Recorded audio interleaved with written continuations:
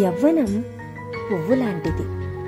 పువ్వు ఉదయాన్న వికసించి సాయంకాలానికి వాడిపోతుంది. యవ్వనం కూడా అంతే, ఎల్లప్పుడూ ఉండదు. కాబట్టి నీకు నచ్చిన విధంగా ఎంజాయ్ చేద్దామనుకుంటున్నావా?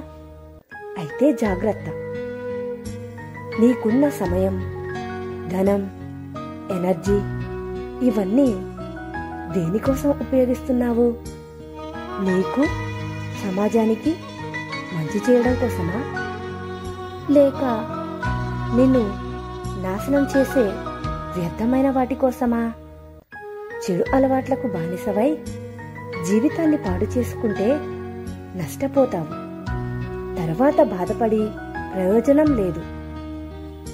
ఒక్కసారి జీవితం చేజారిపోతే మరలా తిరిగి పొందలేవు. ఆలోచించు నేస్తం.